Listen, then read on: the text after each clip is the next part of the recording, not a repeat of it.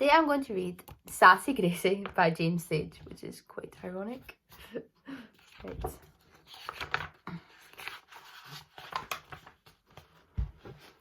Sassy Gracie had a pair of bright red shoes with bright red heels that she loved to pieces. When she went prancing about in them, which Cook said was far too often, they sounded like this: clunkety-clunk, clunkety-clunk. Stop that dancing, Sassy Gracie, it's getting on my nerves. Now, one day, which happened to be the cook's day off, the master of the big house came down to see her. He walked with his big stick, which sounded like this: bumpety-bump, bumpety-bump, bumpety-bump. Sassy Gracie, I'm expecting a very important guest for dinner. 2 roast chickens would do nicely. So Sassy Gracie hurried off to market, clunkety-clunk, clunkety-clunk, where she bought 2 of the plumpest little chickens she could find. Then she hurried back to the big house. Well, there wasn't much to do while the chickens were roasting, except kick her heels by the stove. And the more Sassy Gracie kicked her big red heels, the more she felt like dancing. Cook's not being here to stop me, you know. So she did. She danced all around the kitchen, clunkety-clunk, down the hall, clunkety-clunk, around the best sitting room, clunkety-clunk, to the dining room, clunkety-clunk, in and out the master's library, and back to the kitchen. Phew, dancing sure can take it out of you. Now, by this time, the chickens had cooked to a lovely golden brown colour, but the guest had still not appeared. Sassy Gracie went to see her master. If that guest of yours doesn't show up soon, my chickens will be ruined. So her master sent the stable boy to look for the guests, and Sassy Gracie went clunkety-clunk back to her kitchen and took the chickens out of the oven. As the chickens sat there cooling, Sassy Gracie began to wonder if they really were cooked through or what.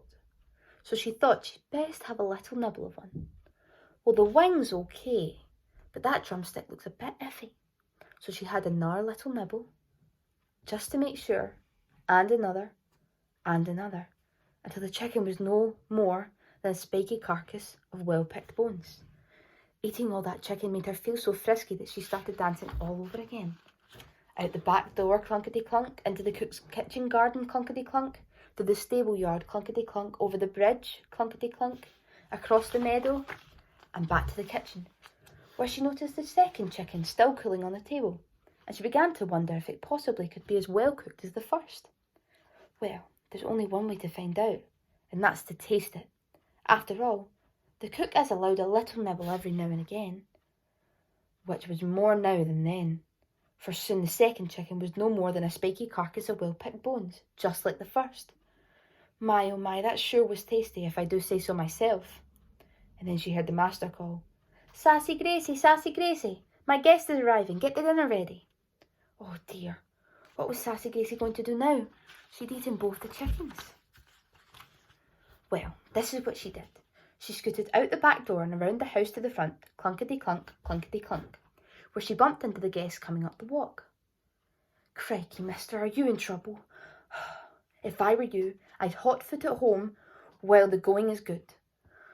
Because you're so late, my master is planning to give you 2 big bumps on the head with his walking stick. Listen, you can hear him coming now. And the guest listened, and sure enough, that's what he heard. Bumpety-bump, bumpety-bump, bumpety-bump. So naturally, he made tracks, while Sassy Gracie scooted back into the house, clunkety-clunk, to speak to her master.